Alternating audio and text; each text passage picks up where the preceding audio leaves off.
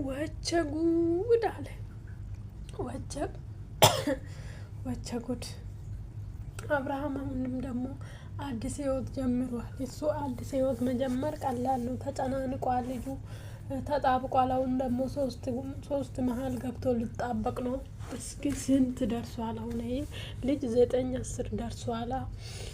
ጀግና አብርሃም አለ። ሴቶች መንቀሳቀስ ማይችል ሴቶች ነው የሚሰሩት። እኔ ሁል ጊዜ ሴቶች እጨቃጨቃለሁ ስለ ሴቶች ማለት ነው። ወንዶች ግድ ስለማይሰጠኝ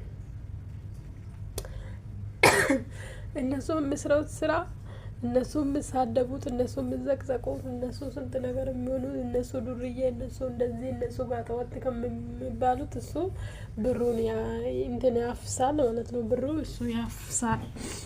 ስለዚህ አሁን ደግሞ አዲስ ህይወት ማን መጣች? በለጡ ደመቁ ማን መጣች? ደግሞ አሁንም ማይክል ጃክሰናችሁ አዲስ ህይወት ጀምሯል ማለት ነው። በአመቱ ደግሞ የሚመጣ አመትም አዲስ ህይወት ይጀምራል። አዲስ አመት ሊመጣ ሲቀርብ ልጁ አዲስ ነገር ይዞ ይመጣል ማለት ነው። ተቸገርን እኮ አሁን ብዙ እዛ ጋር ሄርሜላን እንዲመርጥ እዛ ጋር ደግሞ ዴቭ ሩታን እንዲመርጥ ፍላጎታችሁ በሩታ በኩል ሄዷል። በሩታ በኩል በሄርሜላ በኩል ሄዳለች። ሄርሜላ ጠበቃ ነች። ይህም ደግሞ ሩታ እንድትመረጥ ነው የምፈልገው። ስለዚህ መሀል ልጁ ሌላ ህይወት ጀምሮ ጉድ አረጋችሁ። ሌላ ህይወት ሶስተኛ መጣች። ሁለት ሴቶች መሀል ገብተህ አትጨናነቅ እኔ ሶስተኛ ይጨምራለሁ ስትል ደመቁ መጣች። ማናት? በለጡ መጣች። እቺ ደግሞ በለጡ እንላታለን። አዎ እና መጣች። ምን እንሁን ነገ እናያለን። ፊቷ ማለት ነው ነገ ድምሉል የምትል ሄርሜላ የምትበልጥ ነው፣ ሩታ የምትበልጥ ናት፣ ወሬ የምትችል ነው የማትችል ናት። እናያለን። እስቲ አዲስ ህይወት ያችኛ ይሁን ፎቶ አብሮ የተነሱ የሆነች ነበረች ቆንጂዬ አይቻለሁ። ዩቲዩብ ውስጥ ነው ኢንስታግራም ውስጥ ገር አይቻለሁ። የሱ ኢንስታግራም ተዘግቶ ነው እንዴ ፋሚሊ? እና አዲስ ህይወት ጀምሯል።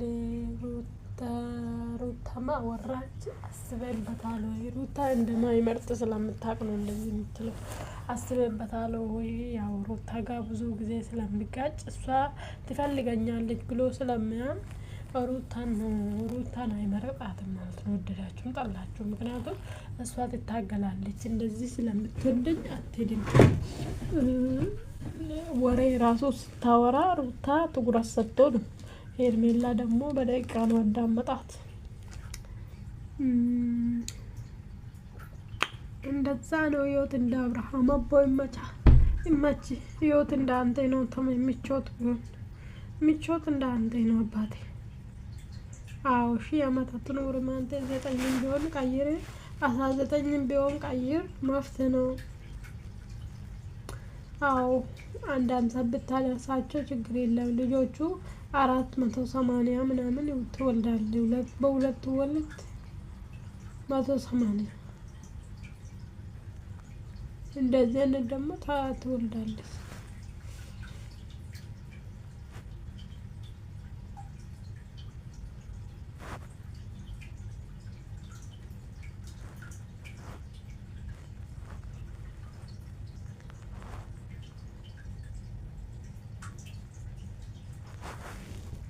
እና እንደዛ ነው።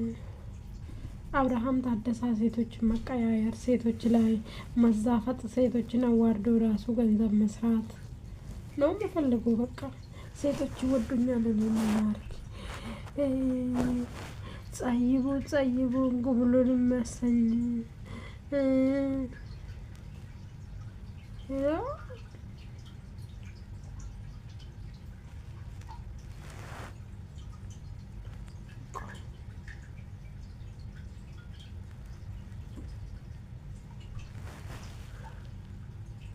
እና እንደዛ ነው ፋሚሊ። የአብርሃም ስራ ይሄ ነው። ሴት መቀያየሩ ነው። ሌላ ስራ የለውም ልጁ። አሁን ሴቶችን ተቀያይሮ ገንዘብ መስራት ነው። ደህና ደሩ።